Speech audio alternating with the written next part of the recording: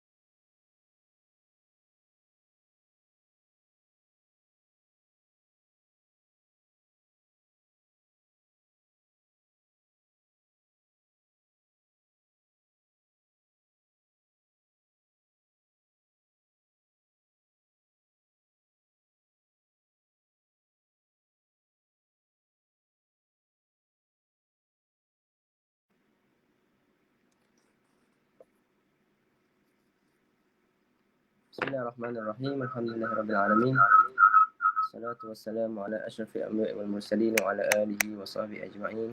Rabbi shrah li sadri wa yassir li amri wahlul 'uqdatam min lisani yafqahu qawli. Nawaitu ta'allamu wa ta'lim wa tadhakkura wa tadhkir wan nafa' wal intifa' wal ifada wal istifada wal hata ala tamassuki bi kitabillah wa sunnati Rasulillah sallallahu alaihi wasallam والدلالة على الخير والدعاء على الهدى ابتغاء قربه وثوابه مرضاته يا أرحم الراحمين يا أرحم الراحمين يا أرحم الراحمين ربي اشرح لي صدري ويسر لي أمري واحلل عقدة من لساني يفقهوا قولي اللهم لا علم لنا إلا ما علمتنا إنك أنت العليم الحكيم ولا حول ولا قوة إلا بالله العلي العظيم. Alhamdulillah. Jadi insya-Allah pada petang ini kita akan lanjutkan lagi kita punya perkongsian dan juga pembacaan kitab kita. Pada kita membicarakan tentang Manzumah Aqidatul Awam, dan insya-Allah seperti mana yang telah kita sepakatkan untuk kita sama-sama, sebelum kita mulakan kelas kita akan baca dahulu sebanyak bait ataupun syair yang dah kita bincangkan ataupun kita terangkan syarahnya, dan semalam kita dah baca sehingga ke bait kedua. InsyaAllah hari ini kita baca 2 bait sahaja. Bismillahirrahmanirrahim. Abda'u bismillahi warrahmani wabirrahimi daimil ihsani falhamdulillahi qadimil awwali wal akhiril baki bila tahawuli. Baik. Jadi kita dah bincangkan semalam sampai ke Alhamdulillah kan.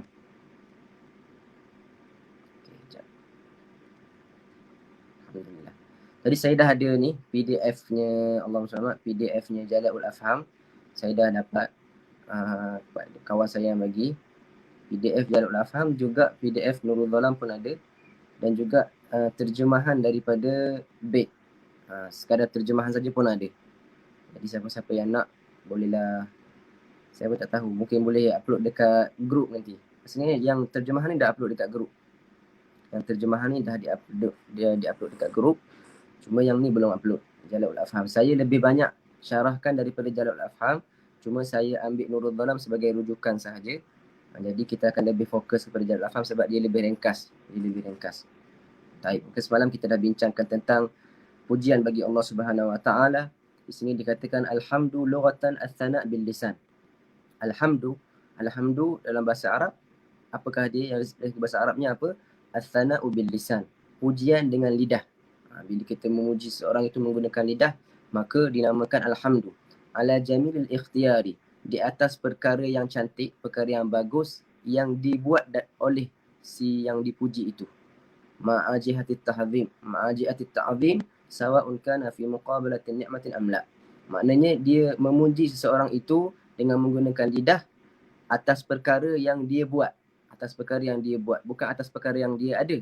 Maknanya atas perkara al-jamilul ikhtiyari ni, atas perkara yang dia lakukan, dia usahakan. Contohnya dia rajin, contohnya dia itu alim sebab dia banyak belajar. Itu perkara-perkara yang jamilul ikhtiyari. Baik.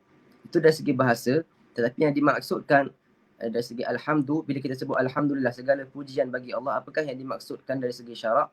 Makna alhamdu adalah fi'lun yumbi an ta'zimil mun'im. Satu perbuatan yang kita keluarkan untuk kita membesarkan pemberi nikmat. Satu perbuatan yang kita keluarkan untuk kita membesarkan, mengagungkan pemberi nikmat al-mun'im itu, pemberi nikmat itu Allah Subhanahu Wa Taala, sama ada kerana dia memberi nikmat ke atas kita ataupun dia memberi nikmat ke atas orang lain. Waalaikumsalam kepada semua yang beri salam. Sama ada pemberi nikmat itu iaitu Allah Subhanahu Wa Taala. Okey, zoom sikit. Allah hilang pula.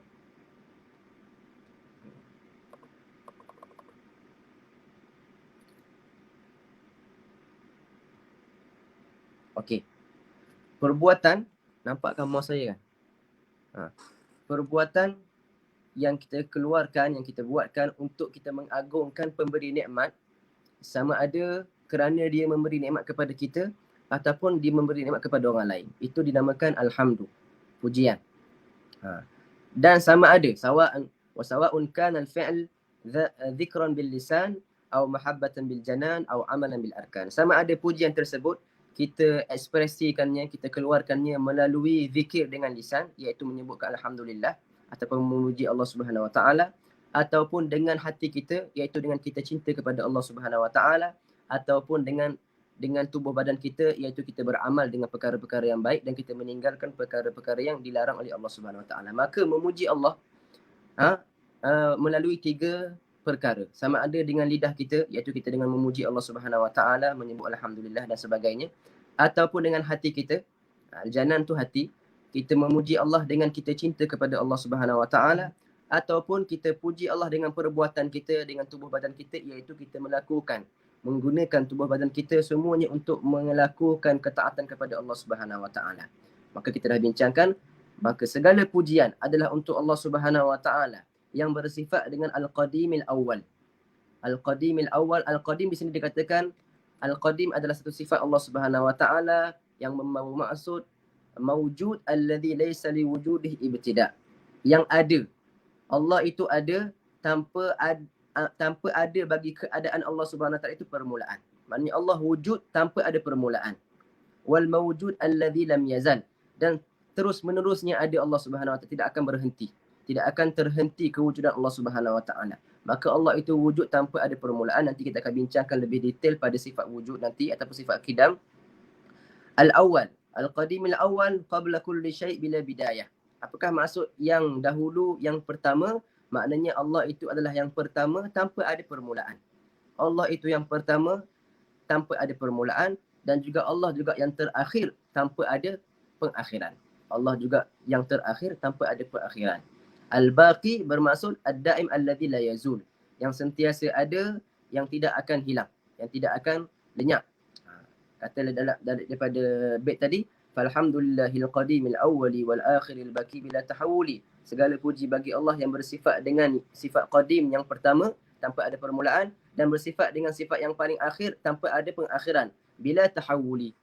Pengakhiran dia itu ataupun kekalnya Allah Subhanahu Wa Taala itu tidak ada perubahan. Allah itu tidak berubah daripada satu tempat ke satu tempat yang lain, dan tidak berubah daripada satu keadaan kepada satu keadaan yang lain, kerana itu semua adalah sifat makhluk. Perubahan itu adalah satu perkara yang lemah, yang merupakan sifat makhluk, dan Allah mustahil untuk bersifat dengan sifat makhluk. Baik. Di sini dikatakan syarah. Tadi syarah secara kalimat, sekarang syarah secara ijmali ataupun syarah secara keseluruhan untuk memahami bait ini.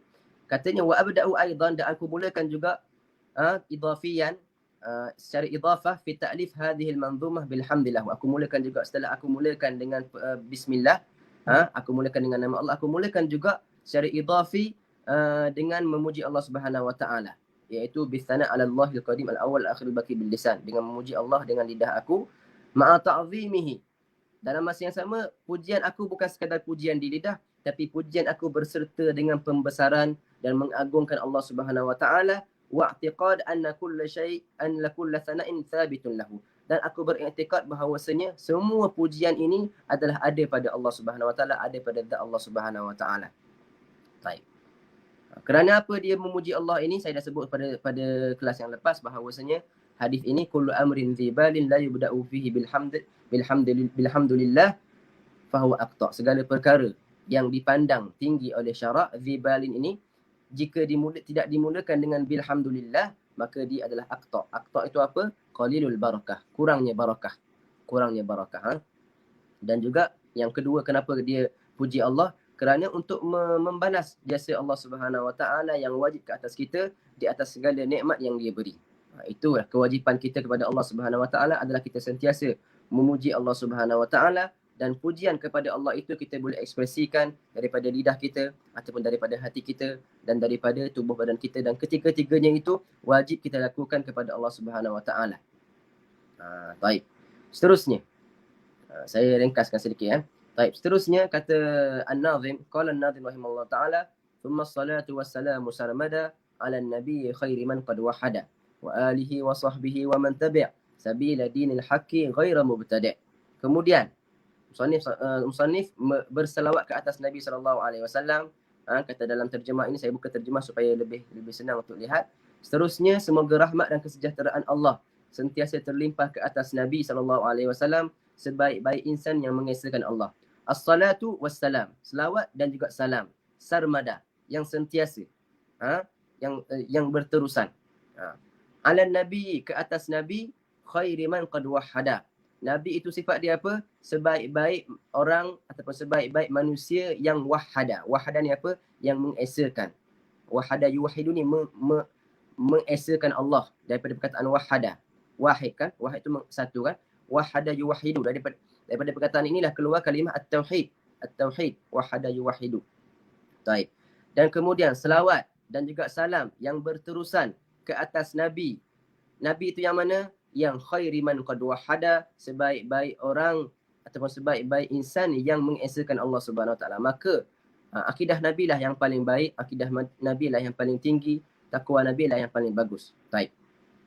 Kita terangkan dulu tentang salawat. As-salah al-lughatan ad-du'a. Bermaksud salawat, bila kita sebut aku salawat ke atas Nabi, dari segi bahasanya aku berdoa untuk Nabi SAW. Kita berdoa untuk Nabi. Salawat dari segi bahasa ad-du'a bi khair. Doa untuk kebaikan. Tapi doa untuk keburukan tak dipanggil salawat. Kalau didoakan kepada kawan dia untuk ditimpa musibah, itu tidak dinamakan salawat. As-salah lughatan ad-du'a bil khair.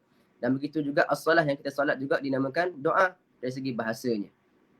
Fa idza udifat ilaihi ta'ala kana ma'naha ziyaratul in'am al-makrun bit ta'dhim wat tabjil. Tetapi selawat bila kita sandarkan kepada nama Allah Subhanahu Wa Taala, bila kita sebut sallallahu ataupun Allahumma salli, selawat yang pada asalnya menjadi doa dengan kebaikan, bila kita sandarkan kepada Allah Subhanahu Wa Taala, maka ibarat kita minta kepada Allah Subhanahu Wa Taala untuk Allah mendoakan untuk Nabi sallallahu alaihi wasallam. Maka itulah yang dimaksudkan dengan salawat, salawatullah. Salatullah, salawatullah ataupun Allahumma salli ala Muhammad. Ziyadatul in'am al-makrun bit ta'zim wat tabjil. Kita doakan kepada Allah, kita minta kepada Allah supaya Allah tambahkan kepada Nabi kita nikmat berserta dengan penghormatan dan juga keagungan kepada Nabi sallallahu alaihi wasallam. Dan telah dia kata di sini dalam kitab wa qad warada an Ibnu Abbas radhiyallahu anhuma, telah warid daripada Ibnu Abbas, datang daripada Ibnu Abbas hadis yang mengatakan bahawasanya selawat daripada Allah itu berbentuk rahmat. Selawat daripada Allah berbentuk rahmat, dan selawat daripada hamba berbentuk doa, dan selawat daripada malaikat berbentuk istighfar. Kerana Allah dan juga para malaikat dan juga kita orang-orang mukminin sentiasa istighfar ataupun sentiasa berselawat kepada Nabi sallallahu alaihi wasallam. Allah kata dalam Quran, innallaha wa malaikatahu yusalluna 'alan nabi. Sesungguhnya Allah dan para malaikat yusallun. Bila disebut yusallun ni fi'il mudhari' ni menunjukkan sentiasa berselawat. Bukan dah berselawat, bukan sekali berselawat, bahkan sentiasa berselawat. Taib. Selawat daripada Allah dalam ayat ini bermaksud apa? Bermaksud rahmat daripada Allah sentiasa turun ke atas Nabi sallallahu alaihi wasallam. Maka Nabi sallallahu alaihi wasallam setiap detik naik maqamnya, naik darajatnya, naik dia punya tingkatan di sisi Allah Subhanahu Wa Taala kerana dia sentiasa mendapat rahmat daripada Allah Subhanahu Wa Taala. Tidak cukup daripada itu, bukan sahaja Allah sahaja yang berselawat, bahkan para malaikat juga berselawat ke atas Rasulullah sallallahu alaihi wasallam. Innallaha wa malaikatahu, sesungguhnya Allah dan para malaikat Allah Subhanahu Wa Taala sentiasa berselawat.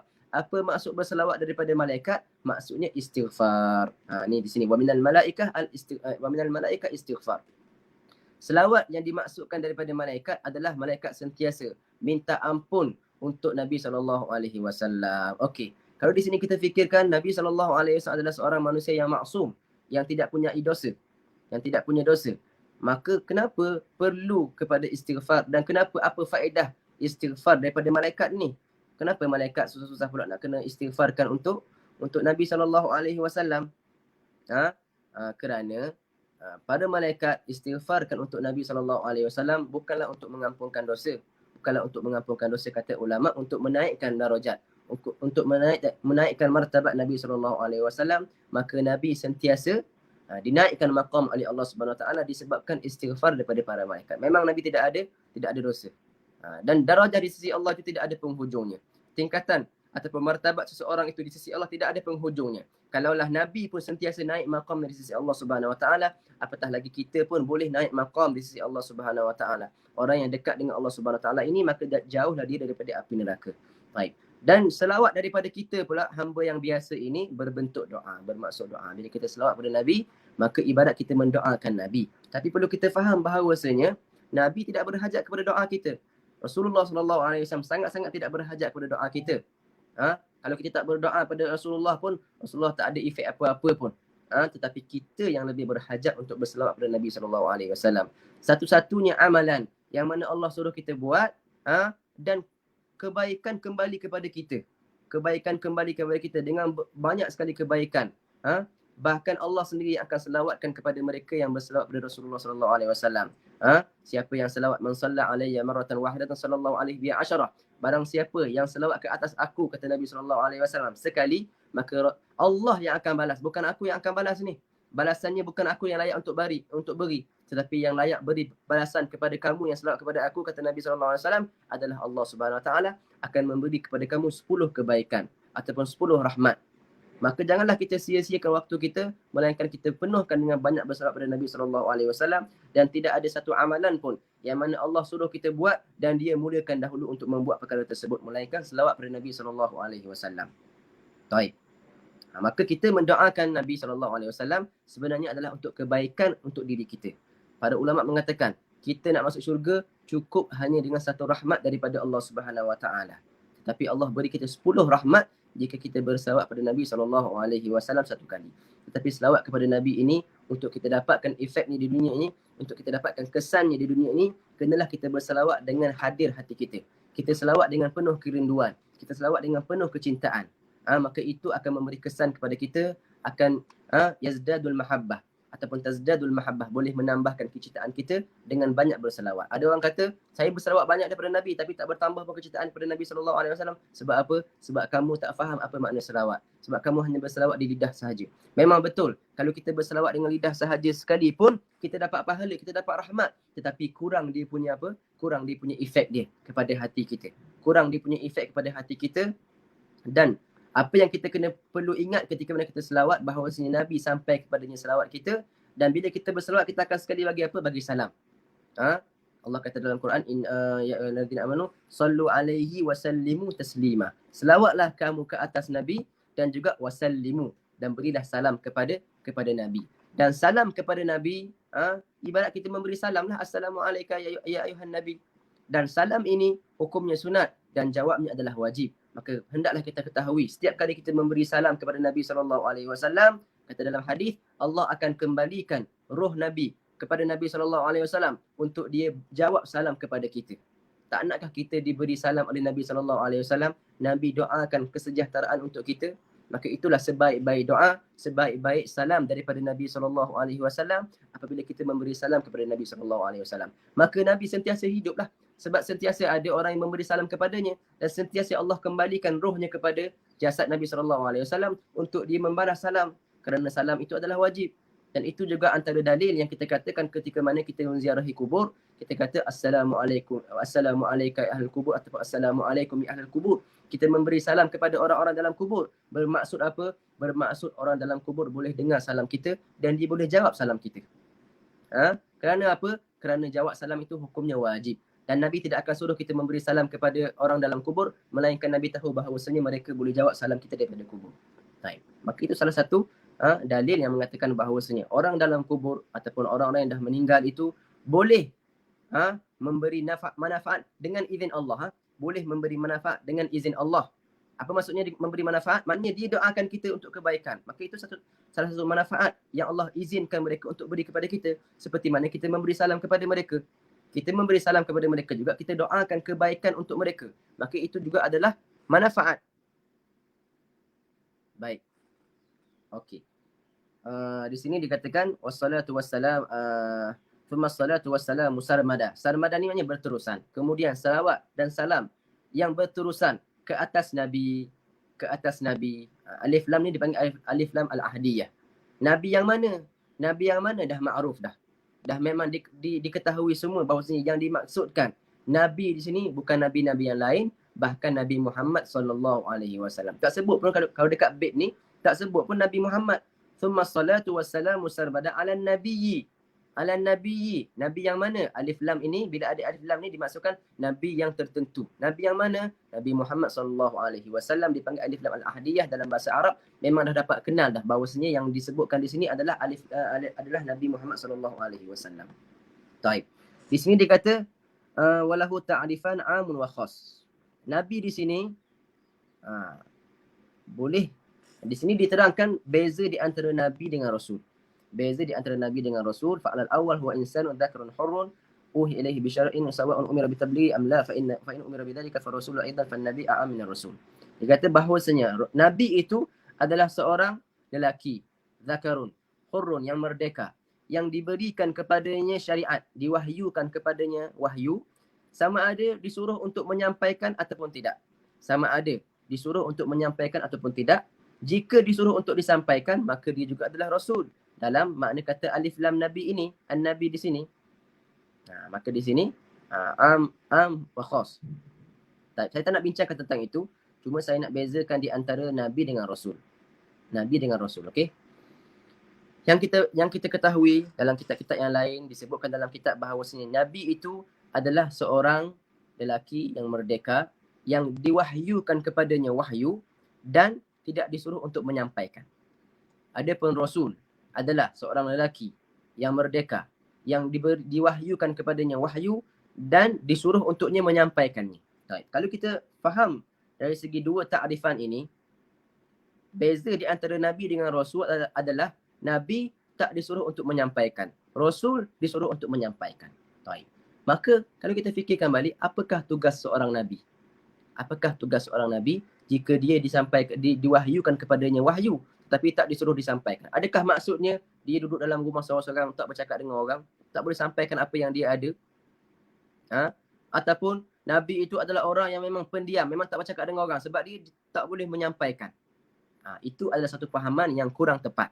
Fahaman yang betul yang kami dengar daripada guru kami sendiri bahawasanya maksud Nabi tidak disuruh untuk menyampaikan itu bukanlah dia tak berdakwah.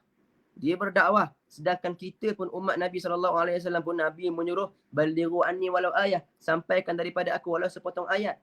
Takkanlah Nabi yang menerima wahyu tak disuruh untuk menyampaikan. Kena kita faham bahawasanya walam yu'mar bit tabligh itu tidak disuruh untuk menyampaikan itu adalah maksudnya apa? Tidak disuruh untuk menyampaikan syariat yang baru. Tidak disuruh untuk menyampaikan syariat yang baru. Bermaksud apa? Seorang Nabi, dia akan datang selepas Nabi yang lain ataupun selepas Rasul yang lain. Maka Nabi yang baru datang, dia hanya mendakwahkan, dia hanya berdakwah menggunakan syariat Rasul yang sebelumnya. Dia dapat wahyu yang baru, tapi tak disuruh untuk dia menyebarkan wahyu yang baru itu. Tugas dia hanyalah menyebarkan wahyu Rasul yang sebelumnya. Boleh faham di sini? Tugas beliau adalah untuk menyampaikan dakwah Rasul yang sebelumnya. Sebab dia hanya Nabi.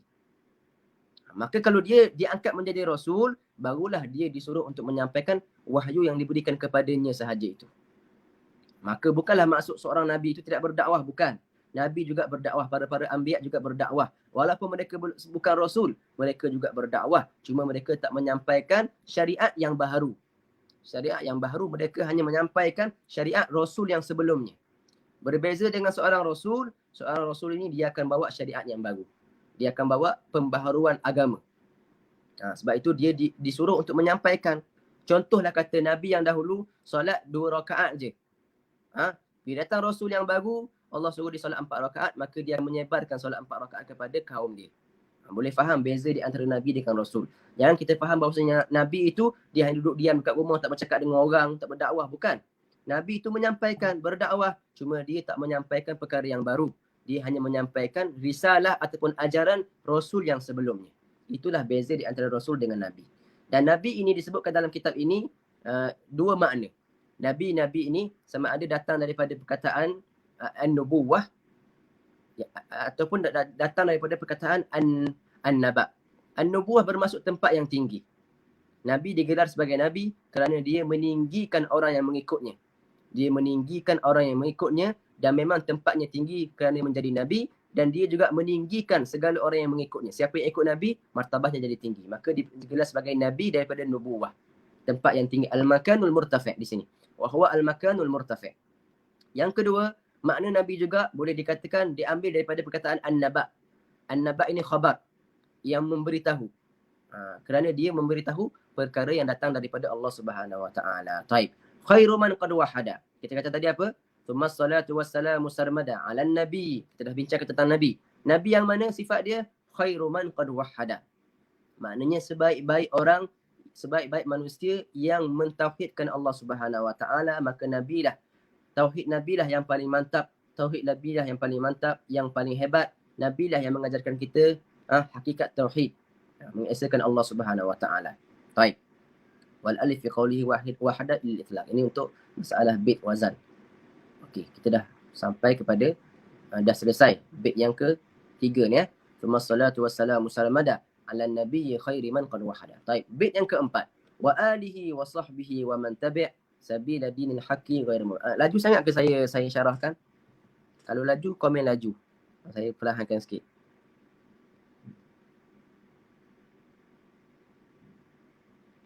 Sebab saya biasa cakap laju, jadi takut tak sempat nak tangkap apa yang saya sampaikan. Laju sangat ke saya terangkan? Kalau laju sangat, saya boleh perlahankan.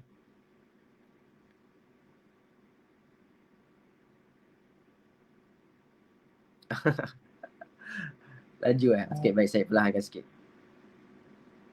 Okey. Ya, bait yang keempat. Wa alihi wa sahbihi wa man tabi' sabila dinil haqqi ghairu mubtadi'. Setelah musannif mengatakan selawat dan salam yang berterusan ke atas Nabi, sebaik-baik manusia yang mentauhidkan Allah Subhanahu wa taala, dan juga selawat dan salam juga ke atas siapa? Ini ataf di atas ala Nabi wa ala alihi, wa ala alihi, dan ke atas keluarga Nabi. Wa ala Nabi, selawat dan salam ke atas Nabi. Bait yang ketiga, yang keempat ini ataf bagi ala ni. Ala Nabi, ala alihi, dan juga ke atas keluarga Nabi dan sahabat Nabi, dan wa man tabi', wa alihi wa sahbihi wa man tabi', dan ke atas mereka yang mengikut. Wa alihi, dan ke atas keluarga Nabi dan sahabat Nabi, dan ke atas mereka-mereka. Bila man ni maknanya umum. Ke atas mana-mana orang yang mengikut. Mengikut apa? Mengikut jalan agama yang benar. Sabila dinil haqqi. Mengikut jalan agama yang benar, itu jalan Islam, jalan Nabi SAW, tanpa berbuat mubtadi', ghairu mubtadi', yang tidak berbuat perkara-perkara yang bid'ah. Maknanya musannif sekarang selepas dia mendoakan bagi Nabi, selawat pada Nabi, dia juga mendoakan untuk keluarga Nabi dan sahabat Nabi, dan ke atas semua orang mukmin yang mengikut Nabi SAW. Ghairu mubtadi', yang tidak berbuat perkara-perkara yang bid'ah. Okey, kita terus kepada syarah kalimat bil kalimat. Apakah yang dimaksudkan dengan alin Nabi? Apakah yang dimaksudkan dengan alihi? Ini alihi. Wa alihi. Bila mana kita selawatkan, kita baca Allahumma salli ala Muhammad wa ala ali Muhammad. Apakah yang dimaksudkan dengan ali Muhammad? Al-murad bihim fi maqamid du'a kama huna kullu mu'min taqi. Kullu mu'minin taqi. Apakah yang dimaksudkan dengan alin Nabi? Dalam maqamud du'a, ketika mana kita berdoa, iaitu ketika mana kita berselawat kepada Nabi, kita akan sebut Allahumma salli ala Muhammad wa ala ali Muhammad. Selawat salam ke atas Nabi dan juga ke atas alun Nabi. Siapakah alun Nabi itu? Kata para ulama, ketika mana kita berdoa, maka masuk semua orang mukmin yang bertakwa dalam doa tersebut. Kerana apa? Kerana pernah sekali Nabi SAW ditanyakan tentang siapakah alu Muhammad, wahai Rasulullah. Wahai Rasulullah, ketika mana kamu berselawat, kamu menyebutkan Allahumma salli ala Muhammad wa ala ali Muhammad. Siapakah ali Muhammad itu? Siapakah al Muhammad? Kata Nabi SAW, alu Muhammad kullu taqi. Al ini sebenarnya datang daripada ahli Muhammad, keluarga Muhammad adalah semua orang yang bertakwa. Maka selagi mana kita bertakwa kepada Allah Subhanahu wa taala, maka semua orang Islam termasuk daripada ahli Muhammad, dan akan mendapat rahmat Allah ketika mana orang berselawat pada Nabi SAW. Kerana orang yang berselawat pada Nabi tetapi tidak berselawat pada keluarga Nabi, ibarat selawatnya itu cacat. Dalam sebuah hadis mengatakan bahawasanya siapa yang berselawat pada Nabi dan meninggalkan selawat kepada keluarga Nabi, maka selawatnya itu kurang sempurna. Kurang sempurna. Maka alu Muhammad adalah kullu mu'min taqi. Setiap orang mukmin yang bertakwa digelar termasuk daripada keluarga Muhammad. Ini pada maqam doa. Pada kita berdoa masuk semua. Tetapi fi maqamiz zakah, di sini sebutkan amma fi maqamiz zakah, faqala Imam Malik rahimallahu taala hum banu Hashim faqat. Wa qala Imam Asy-Syafi'i rahimallahu taala banu Hashim wa banu Muttalib. Dalam maqamuz zakah, ketika mana kita baca dalam bab zakat, antara golongan yang tak layak ataupun diharamkan menerima zakat adalah alu Muhammad. Alu Muhammad pada bab zakat bukanlah semua orang mukmin yang bertakwa, tetapi alu Muhammad. Maknanya ini lebih khusus. Tadi alu Muhammad berbentuk umum, tetapi alu Muhammad yang berbentuk lebih khusus, mereka adalah Bani Hashim. Bani Hashim. Bani Hashim ni siapa? Itu kata Imam Malik. Kata Imam Syafi'i, Bani Hashim dan juga Bani Muttalib. Bani Hashim dan juga Bani Muttalib. Bani Hashim dan juga Bani Muttalib. Hashim itu siapa? Hashim itu adalah datuk kepada ayah Nabi. Muhammad bin Abdullah bin Abdul Muttalib bin Hashim. Muhammad bin Abdullah bin Abdul Muttalib bin Hashim. Hashim ini adalah, kalau orang Terengganu panggil, Tok Nyang Nabi. Tok Nyang kepada Nabi Muhammad SAW. Segala anak-anak Hashim termasuk daripada Alun Nabi. Segala anak-anak Hashim termasuk daripada Alun Nabi, Alu Muhammad, keluarga Nabi Muhammad SAW. Anak-anak Hashim. Tak kisahlah daripada Abdul Muttalib ke, daripada anak yang lain ke, semuanya itu termasuk daripada keluarga Nabi SAW. Maka Sayyidina Ja'far bin Abi Talib, Sayyidina Hamzah, sepupu Nabi itu semua termasuk dari kalangan Allahumma salli Muhammad, Alu Muhammad, keluarga Nabi SAW. Baik.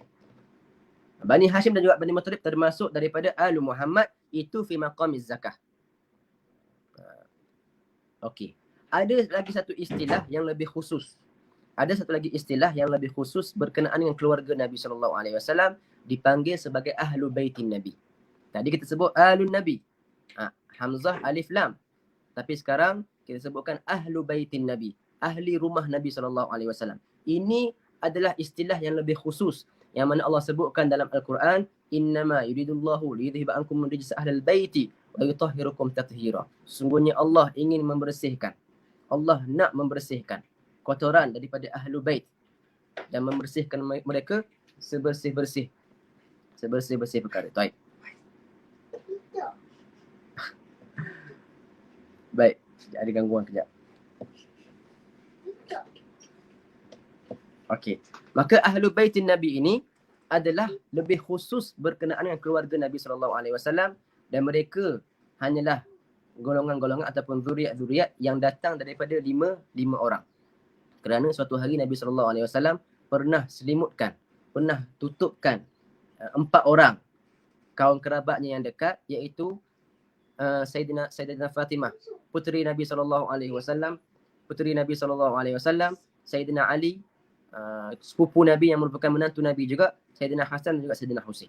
Nabi selimutkan dengan satu ridak, dengan kisah, sebab itu digelarkan sebagai Ahlul Kisah. Nabi selimutkan mereka dengan selimut, dan Nabi doakan bagi mereka. Ketika mana turunnya ayat tadi, innama yuridullahu liyudhiba ankum rijsa ahlil baiti wa yutahhirakum tathira, Nabi selimutkan mereka dan Nabi baca doa, Allahumma haula'u ahli baiti. Ya Allah, mereka inilah adalah ahlu bait aku. Ahlu bait ini sama dengan Ahlul Kisah. Dan mereka semua itu termasuk daripada Alu Muhammad. Semua ahlu bait adalah Alun Nabi, tapi bukan semua Alun Nabi daripada Ahlu Baitun Nabi SAW. Maka kena bezakan di antara Ahlu Baitin Nabi dengan Alun Nabi. Alun Nabi lebih umum. Tetapi Ahlu Baitin Nabi lebih khusus. Hanyalah zuriat-zuriat Nabi yang datang daripada Sayyidina Hasan dan juga Sayyidina Husain. Ahlu Baitin Nabi SAW. Kerana mereka lah yang diselimutkan oleh Nabi SAW. Ketika itu ada seorang isteri Nabi yang minta untuk masuk bersama dalam selimut tersebut, masuk dalam selendang tersebut. Tapi Nabi kata, kamu dalam kebaikan. Kamu jangan masuk, kamu tak boleh masuk, kamu dalam kebaikan. Tapi Ahlu Baitin Nabi ini adalah orang yang telah dipilih oleh Allah Subhanahu Wa Taala untuk menjadi kaum kerabat terdekat dengan Nabi SAW. Dan semua mereka Ahlu Bait ini dah memang automatik dah termasuk daripada Alun Nabi, Alu Muhammad. Maka sekarang kita dah bincangkan tentang Alun Nabi dari segi secara umum adalah semua orang yang bertakwa, semua orang mukmin yang bertakwa. Dan Alu Muhammad secara khusus adalah Bani Hashim dengan Bani Muttalib. Anak-anak daripada Hashim dan anak-anak daripada Muttalib. Mereka semua itu termasuk daripada Alun Nabi, Alu Muhammad, yang diharamkan bagi mereka menerima zakat. Diharamkan daripada menerima zakat kerana apa? Kerana mereka dah dikhususkan untuk mereka. Kerana ilahnya kenapa? Kenapa keluarga Nabi ni tak diberi makan zakat? Kerana kata Nabi SAW, zakat ini adalah kotoran harta manusia. Dan keluarga Muhammad tak layak untuk makan daripada kotoran harta manusia. Tetapi Allah dah khususkan bagi mereka ghanimah, khumusul khumus, 1/5 daripada bahagian, 1/5 daripada khumus, daripada harta rampasan perang, ghanimah. Maka mereka diharamkan makan zakat, tetapi dibenarkan untuk makan apa? Untuk menerima harta rampasan perang. Baik, kita tak bincang pasal tu, itu tentang fiqh. Baik. Yang ketiga, istilah yang ketiga dipanggil ahlu baitin Nabi. Keluarga ataupun dipanggil apa? Kaum kerabat Nabi yang terdekat. Ahli rumah Nabi SAW, mereka adalah Nabi Muhammad, Sayyidina Fatimah Zahra, Sayyidina Ali, Sayyidina Hasan dan juga Sayyidina Husain radhiyallahu anhum wa radu'an. Baik.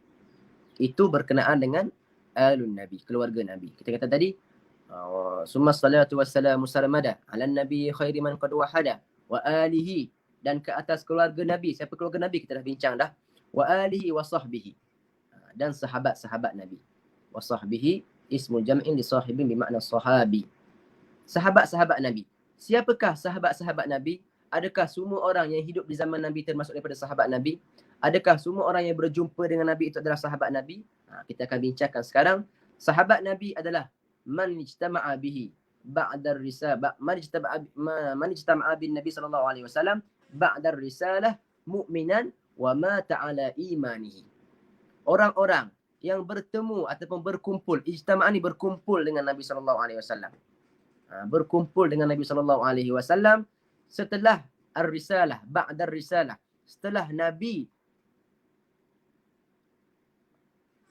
Nabi diangkat menjadi Nabi.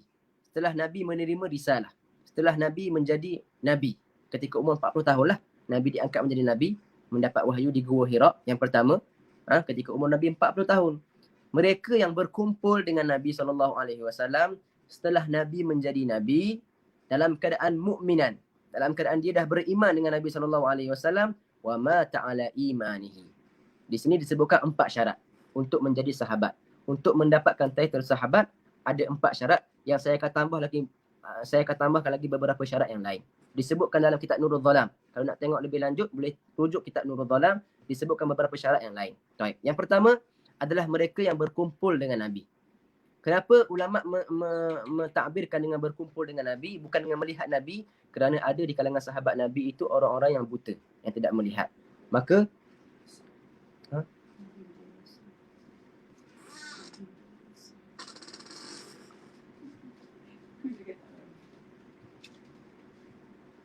okey, sahabat Nabi kita dah bincang tadi bahawasanya Allahumma salli Muhammad, maaf terganggu sikit sahabat Nabi perlu ada 4 syarat. Yang pertama, mereka yang berkumpul dengan Nabi SAW. Kenapa ditakbirkan dengan berkumpul? Kerana ada sahabat Nabi yang tak dapat melihat Nabi tetapi dia berkumpul dengan Nabi, maka termasuk daripada sahabat. Ataupun sahabat-sahabat yang Nabi tak tengok kepada mereka tapi pernah duduk dengan Nabi SAW, maka termasuk juga daripada sahabat. Antaranya sahabat yang buta adalah siapa? Ibnu Ummi Maktum. Ibnu Ummi Maktum seorang muadzin Nabi SAW yang mana tak pernah melihat Nabi SAW tetapi sentiasa berkumpul dengan Nabi SAW, maka termasuk daripada kategori ijtama'a bin Nabi. Maka tak disyaratkan melihat kepada Nabi, yang disyaratkan hanyalah duduk dengan Nabi SAW, berkumpul pada satu majlis, satu tempat. Walaupun Nabi tak tengok dia, walaupun dia tak tengok Nabi, maka termasuk daripada orang-orang yang berkumpul dengan Nabi SAW. Berkumpul dengan Nabi bila? Kena ada syarat yang kedua. Waktunya adalah setelah Nabi diangkat menjadi Rasul. Setelah Nabi diangkat menjadi Nabi, setelah Nabi menerima wahyu daripada Allah Subhanahu Wa Taala, maka orang-orang yang berkumpul dengan Nabi, bertemu dengan Nabi sebelum Nabi menjadi Nabi, sebelum Nabi diangkat menjadi Rasul, maka orang ini tak termasuk daripada sahabat jika mereka tak berjumpa dengan Nabi kali kedua. Jika mereka tak berjumpa dengan Nabi kali kedua. Seperti siapa contohnya? Seperti rahib yang Nabi berjumpa ketika Nabi pergi berhijrah dengan pakciknya. Nabi berjumpa kan seorang rahib daripada orang Nasrani kan. Maka orang itu berjumpa dengan Nabi, berkumpul dengan Nabi. Nabi tengok dia tengok Nabi, tetapi sebelum Nabi diangkat menjadi Rasul. Maka tak termasuk daripada sahabat. Yang ketiga, berjumpa dalam keadaan bertemu dengan Nabi dalam keadaan dah beriman dah. Sebab ada setengah orang yang bertemu dengan Nabi, dia belum masuk Islam lagi. Lepas Nabi wafat, barulah dia masuk Islam. Maka tak dikira. Tak dikira daripada sahabat. Dan juga yang keempat adalah mati dalam keadaan beriman. Mati dalam keadaan beriman dengan Nabi SAW. Kerana ada di antara manusia-manusia yang bertemu dengan Nabi, beriman, tapi setelah Nabi wafat mereka murtad wa'iyadzubillah subhanahu wa ta'ala. Mereka juga tak termasuk daripada kalangan sahabat. Walaupun mereka masuk Islam balik kali kedua, maka telah hilang title sahabi daripada mereka. Kerana bila seseorang itu murtad, maka hilanglah semua segala amalan dia, segala kebaikannya hilang dan luput sekelip mata sahaja apabila dia murtad wa'iyadzubillah subhanahu wa ta'ala. Maka mereka yang berkumpul dengan Nabi setelah Nabi menjadi Rasul dan beriman dengan Nabi ketika mana dia berjumpa dengan Nabi itu, dan juga mati dalam keadaan beriman. Ini 4 syarat yang basic. Tapi sebenarnya ada beberapa syarat lagi yang ditambah oleh para ulama. Yang kelima saya boleh tambahkan bahawasanya berjumpa dalam keadaan sedar. Berjumpa dengan Nabi, bertemu dengan Nabi, ijtama'a bin Nabi dalam keadaan yaqadhah, bukan dalam keadaan mimpi. Maknanya kalau ada manusia yang bermimpi dengan Nabi pada zaman Nabi, tak berjumpa dengan Nabi betul-betul tapi dia hanya bermimpi, maka juga tak termasuk daripada para sahabat. Yang keenam, bertemu dengan Nabi di mana? Di bumi. Bertemu di bumi. Ini juga syarat-syarat yang penting. Bertemu dengan Nabi ataupun berkumpul dengan Nabi di bumi. Maka siapa yang bertemu dengan Nabi di langit, maka bukan sahabi. Banyak para malaikat yang bertemu dengan Nabi di langit, tetapi mereka bukan termasuk daripada para sahabat. Kerana syaratnya untuk menjadi sahabat adalah berkumpul dengan Nabi di bumi. Tetapi malaikat Jibril kan bertemu dengan Nabi, berkumpul dengan Nabi di bumi, maka malaikat Jibril juga termasuk daripada sahabi. Dan juga dikatakan bahawasanya Nabi Idris dan juga Nabi Isa alaihissalam dan Nabi Khidir juga. Ala khilaf ulama, adakah Nabi Khidir itu Nabi atau tidak Nabi? Taib. Nabi Isa, kita ambil contoh Nabi Isa. Nabi Isa alaihissalam juga adalah seorang sahabi. Kerana apa? Kerana cukup syarat-syarat tersebut. Dia beriman dengan Nabi dan bertemu dengan Nabi ketika mana dia dah beriman dengan Nabi. Tak, memanglah dia seorang Nabi. Dan juga dia bertemu dengan Nabi di bumi. Di manakah dia bertemu dengan Nabi? Ketika di Masjidil Aqsa. Ketika mana Nabi nak naik ke Mi'raj, nak naik diangkat ke langit untuk bertemu Allah Subhanahu Wa Taala.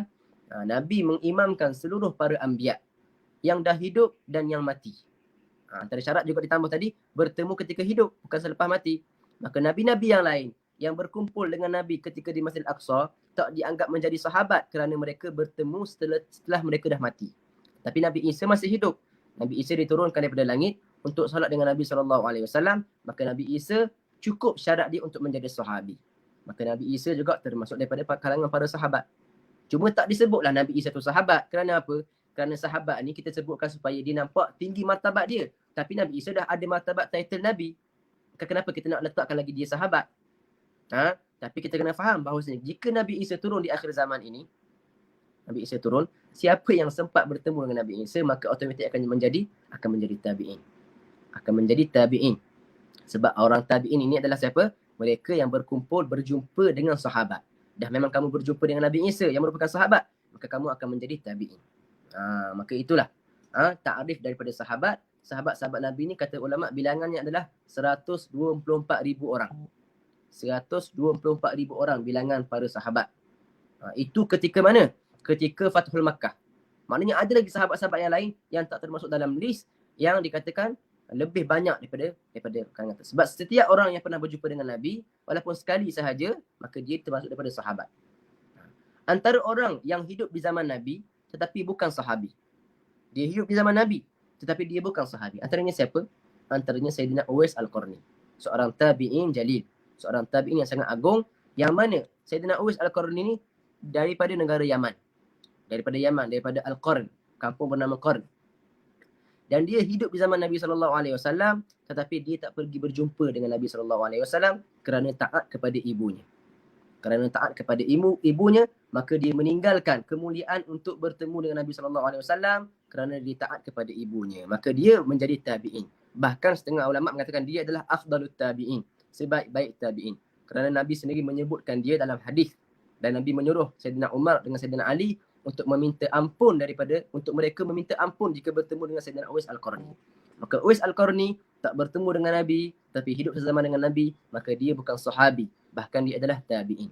Tabi'in tu siapa? Mereka yang bertemu dengan sahabat-sahabat Nabi SAW. Maka para sahabat ini sangat-sangatlah mulia, bahkan mereka adalah makhluk yang paling mulia selepas para anbiya. Para sahabat adalah makhluk yang paling mulia selepas para Nabi. Kerana mereka telah berkumpul dengan sebaik-baik umat ataupun sebaik-baik manusia. mereka telah berkumpul, telah melihat kepada sebaik-baik makhluk iaitu Nabi Muhammad SAW dan para sahabat lebih afdal daripada setiap orang lain. Adapun Hawari Isa, sahabat-sahabat Nabi Isa, sahabat Nabi Muhammad lebih mulia. Maka segala perkara yang ada kaitan saja dengan Nabi Muhammad terus akan jadi mulia. Segala perkara yang ada kaitan walaupun sedikit dengan Nabi Muhammad SAW, dia terus akan menjadi mulia. Contohnya, kita kata tadi, sahabat yang paling mulia adalah sahabat Nabi Muhammad SAW. Umat yang paling mulia adalah umat Nabi Muhammad SAW. Keluarga yang paling mulia adalah keluarga Nabi Muhammad SAW. Nasab yang paling mulia adalah nasab Nabi Muhammad SAW. Segala perkara, kalau ada kaitan sahaja dengan Nabi Muhammad, maka dia akan terus jadi paling. Kalau yang belah buruk pun akan jadi paling. Musuh yang paling buruk adalah musuh kepada Nabi Muhammad SAW. Umat yang paling buruk, ataupun kita panggil apa? Orang yang menyakiti Nabi adalah orang yang paling buruk di antara orang-orang lain yang buruk. Sebab dia berkaitan dengan Nabi SAW, terus dia punya perbezaan dari segi kemuliaan dan ketidakmuliaan itu berkait, terus berbeza dia punya martabat dengan orang lain.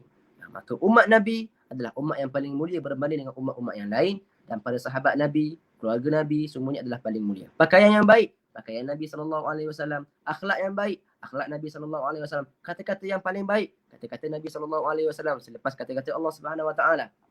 Taib. Maka itu sedikit penerangan tentang sahabat. Maka kita dah bincangkan tentang keluarga Nabi, Alu Muhammad. Dan yang kedua, sahabat-sahabat Nabi. Dikatakan di sini dalam bait tadi, okey, kita balik pada bait tadi. Wa alihi wa sahbihi wa man tabi' sabila dinil haqqi ghair mubtadi'. Dan ke atas keluarga Nabi dan sahabat Nabi dan sekalian orang yang mengikut Nabi. Wa man tabi', setiap orang, mana-mana orang yang mengikut jalan yang benar. Sabila dinil haqq, jalan agama yang benar, yang mana mereka itu tidak membuat perkara-perkara yang bid'ah. Di sini dia ada terangkan tentang ghair mubtadi'. Apakah yang dimaksudkan orang-orang yang tak berbuat perkara bid'ah? Al-mubtadi' man kharaja 'anil haqq. Orang yang mubtadi', orang yang membuat bid'ah ini adalah mereka yang keluar daripada kebenaran, dan kebenaran adalah kullu ma wafaqal kitab was sunnah wal ijma' wal qiyas. Maknanya mereka yang mengikut kebenaran ini adalah mereka yang ikut kitab dan sunnah dan ijma' dan qiyas. Dan ini adalah 4 sumber kita mendapatkan dalil daripada agama kita. Al-Quran, hadis Nabi SAW, dan ijma' para ulama dan qiyas para ulama. Apakah bid'ah itu sendiri? Perlu kita faham ta'rif bid'ah dahulu.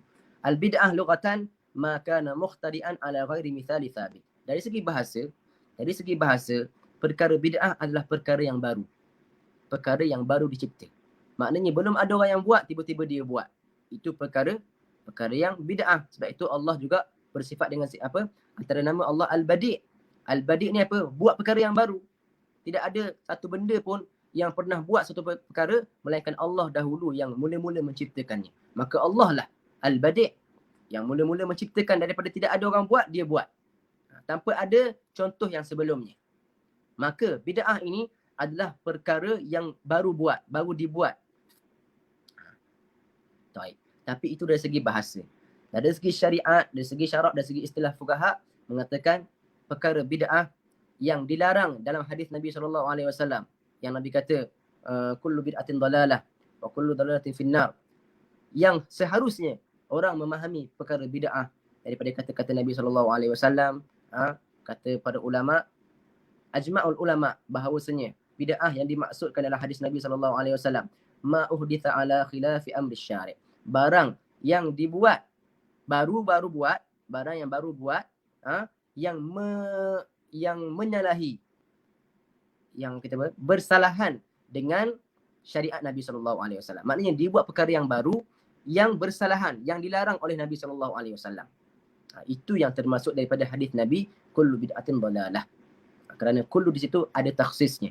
Semua perkara bid'ah itu sesat, tetapi ada takhsisnya. Ada perkhususannya. Maknanya hadis yang lain daripada Sayyidina Aisyah, Nabi kata, Allahumma salli Muhammad, man ahdatha fi amrina ma laysa minhu, tak silap saya. Barang siapa yang berbuat perkara yang baru dalam agama kami yang bukan daripada agama kami. Ma laysa minhu itu di situ poinnya. Maknanya perkara yang baru yang bukan bertepatan dengan syariat Nabi SAW, maka itulah yang dipanggil bid'ah dalalah. Imam Syafi'i sendiri membezakan ataupun membahagikan bid'ah kepada 3 bahagian ataupun 2 bahagian. Ada bid'ah dalalah, ada bid'ah hasanah. Maka itu bukanlah tempat untuk saya syarahkan secara panjang, bukanlah tempat untuk saya syarahkan secara detail, tapi itulah yang kita perlu fahami bahawa perkara yang dilarang dari segi bid'ah itu adalah perkara-perkara baru yang bersalahan, yang mengingkari ataupun kita kata salah dari segi syarak. Salah dari segi syarak. Tak menepati hukum syarak. Baik. Thumma usalli wa usallim ala sayyidina Muhammad afdalu jami'il muwahhidin wa ala alihi wa sahbihi wa man tabi'ahum fi sabilid dinil haqqi bi ihsan ila yaumiddin. Aku berselawat pada Nabi dan selawat pada keluarga Nabi dan selawat pada sahabat Nabi dan kepada mereka-mereka yang mengikut jalan Nabi sallallahu alaihi wasallam. Okey. Kata di sini faedah daripada Imam Syafi'i rahimahullahu taala, uhibbu an yuqaddimal mar'u baina yaday khutbatihi wa kullu amrin talabahu hamidallah ta'ala wa thana alaihi subhanahu wa ta'ala wa salat ala rasulullah sallallahu alaihi wasallam. Kata Imam Syafi'i, aku suka jika setiap orang yang ingin berkhutbah, ingin memulakan cakapan, ingin memulakan khutbahnya, tak kisahlah khutbah Jumaat ke ataupun percakapan biasa ke, nak ceramah ke ataupun nak beri tausiah ke, aku suka jika setiap orang yang ingin memulakan khutbah dan setiap orang yang ingin berdoa, kullu amrin talabahu, dan setiap kali dia ingin berdoa, ingin meminta satu perkara daripada Allah Subhanahu wa taala, hendaklah dia mulakan dengan 3 perkara. Yang pertama, dia memuji Allah Subhanahu wa taala. Yang kedua,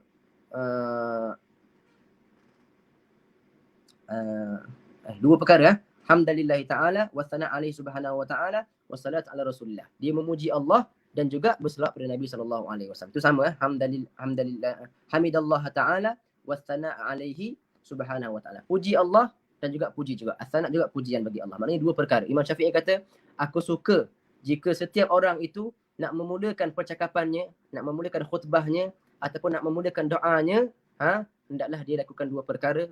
Yang pertama, dia memuji Allah. Yang kedua, dia berselawat pada Rasulullah sallallahu alaihi wasallam. Maka 2 perkara inilah kunci untuk doa kita diterima. Kunci untuk doa kita diterima adalah memulakan dengan memuji Allah dan memulakan dengan berselawat pada Nabi sallallahu alaihi wasallam. Barulah kita punya doa akan diterima oleh Allah Subhanahu wa taala. Sebab itulah kalau di Yaman sana, setiap kali nak berdoa dia Allahumma salli wa sallim, alhamdulillah rabbil alamin, Allahumma salli wa sallim.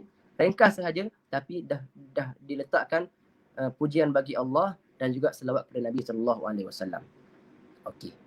Baik, maka kita dah sampai kepada bahagian pertama daripada perbincangan tauhid. Bahagian pertama daripada perbincangan tauhid, kerana ilmu tauhid ini dibahagikan kepada 3 perkara. Dibahagikan kepada 3 bahagian. Yang pertama dia panggil ilmu uluhiyat. Qismu uluhiyat, bahagian ketuhanan. Mengenal sifat-sifat Allah Subhanahu wa taala, sifat wajib bagi Allah, sifat mustahil dan sifat jaiz harus bagi Allah Subhanahu wa taala. Yang kedua dipanggil qismun nubuwat. Bahagian kenabian. Kenal Nabi Muhammad sallallahu alaihi wasallam, kenal sifat-sifat wajib bagi Nabi, sifat-sifat mustahil bagi Nabi dan juga sifat jaiz bagi Nabi sallallahu alaihi wasallam. Yang ketiga dipanggil as-sam'iyat. Kisim as-sam'iyat ataupun al-ghaibiyat, perkara-perkara yang ghaib. Perkara-perkara yang kita hanya percaya dengan kita mendengar sahaja. Contoh-contohnya apa? Syurga, neraka, mizan, sirat. Itu semua perkara-perkara yang kita beriman dengan perkara tersebut hanya dengan kita mendengar kata-kata Nabi SAW. Kita tak pernah melihat pun syurga dan neraka, tapi kita percaya. Kita yakin ianya ada kerana itu dipanggil as-sam'iyat. Perkara-perkara yang hanya didengar sahaja tanpa dilihat dengan mata kita. Maka insya-Allah pada kelas yang akan datang kita akan masuk kepada faslul awal. Fasal yang pertama, kisim yang pertama yang membayankan, menerangkan tentang sifat-sifat Allah Subhanahu wa taala. Maka dan inilah adalah lubut tauhid.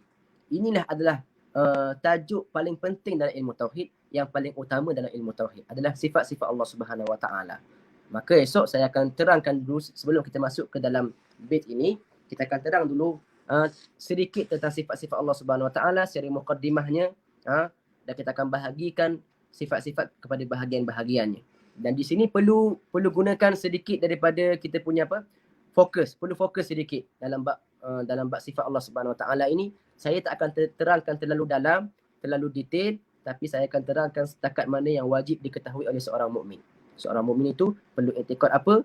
Itulah yang akan saya keterangkan, kerana Saya dah cakap pada awal kelas bahawa kelas ini kita khaskan untuk mereka-mereka yang baru nak mengenal ilmu tauhid, baru nak belajar ilmu tauhid secara khusus. Mungkin dia dah ada tauhid yang betul tapi nak belajar secara khusus sahaja. Baik, insya-Allah. Jadi sampai di sini sahaja kita punya kelas pada hari ini. Insya-Allah esok hari Selasa ada kelas lagi, hari Selasa. Dan kita akan masuk kepada bab yang pertama ini. Fi sifatillah subhanahu, pada sifat-sifat Allah Subhanahu wa taala. Apa-apa yang baik itu daripada Allah Subhanahu wa taala, apa yang buruk dan kesalahan itu daripada diri saya sendiri. Wa sallallahu ta'ala ala sayyidina Muhammadin wa ala alihi wasallam. Walhamdulillahirabbil alamin. Subhanakallahumma wa bihamdika asyhadu an la ilaha illa anta astaghfiruka wa atubu ilaika. Bismillahirrahmanirrahim. Al-'asr innal insana lafi khusr illa alladhina amanu wa 'amilus solihati wa tawasaw bil haqqi wa tawasaw bis sabr. Ada soalan ke?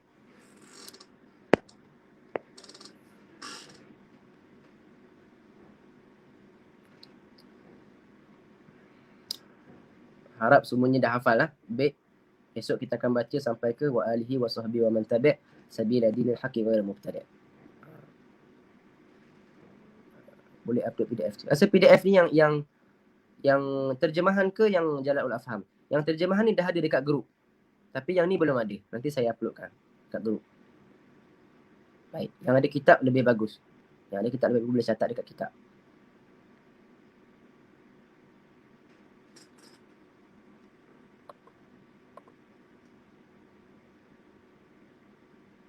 Ada soalan tadi, apa beza Ahlul Kisah dengan Bani Hashim? Bani Hashim, Ahlul Kisah semuanya daripada Bani Hashim. Tetapi bukan semua Bani Hashim berasal daripada Ahlul Kisah. Ahlul Kisah tadi yang 5 tadilah. Ustaz, Umi Tani nak bagi salam pada Rasulullah macam mana? Bagi salam. Yang kita bagi salam dalam solat tu, Assalamualaikum ayyuhan nabiyyu wa rahmatullahi wa barakatuh.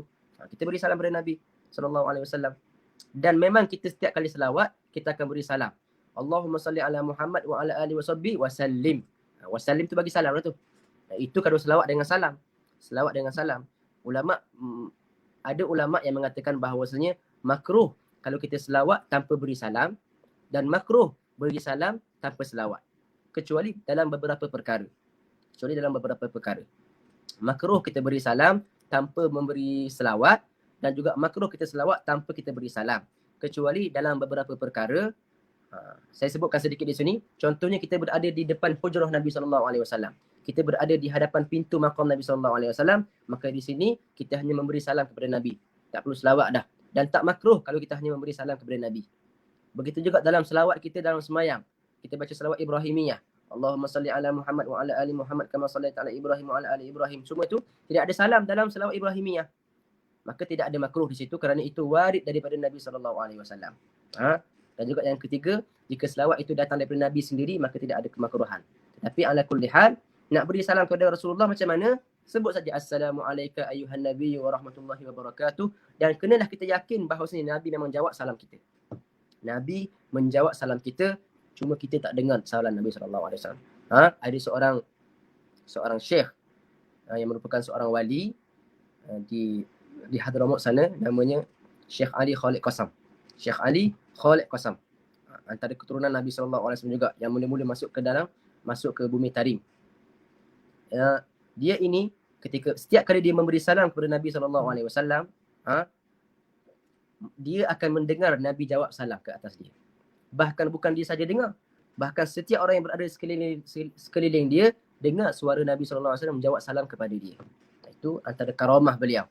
Antara karamah beliau adalah bila beliau menjawab salam, maka dia mendengar jawab salam daripada Nabi SAW daripada Maryam, dia dengar direct. Dan bukan sahaja dia yang dengar, bahkan kawan-kawan yang berada di sisi dia juga mendengar suara Nabi menjawab salam. Maka semua orang nak semayang dengan dia, nak solat dengan dia untuk mendengar salam daripada Nabi SAW. Kalau selawat Jibril sallallahu alaihi sayyidina Muhammad, makruh juga Ustaz. Kalau ikutkan daripada yang saya baca daripada kitab itu, memang makruh kalau kita bacakan selawat tanpa ada salam. Cuma kalau boleh amalkan selawat Jibril itu, kalau kita baca 100 kali, kita akhir sekali kita letakkan salam. Kita supaya keluar daripada makruh, kita letakkan salam yang akhir sekali. Wasallam, saya tambah wasallam. Sallallahu alaihi sayyidina Muhammad wasallam. Tambah wasallam sahaja. Yang di akhir ataupun di mula-mula, supaya kita keluar daripada perkara yang makruh. Cuma itu pendapat setengah ulama. Ada ulama yang kata tak makruh pun. Ada pendapat ulama yang mengatakan tak makruh selawat tanpa salam. Cuma pendapat sebagai ulama mengatakan makruh kalau kita selawat tanpa memberi salam, dan makruh juga memberi salam tanpa memberi selawat. Maka itulah sedikit perkongsian ataupun jawapan bagi soalan tadi.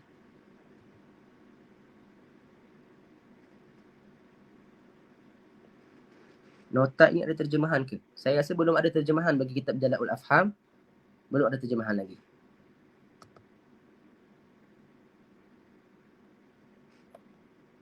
Baik. Jadi kita sampai di sini saja insya-Allah. Assalamualaikum warahmatullahi taala wabarakatuh. Al-afu minkum.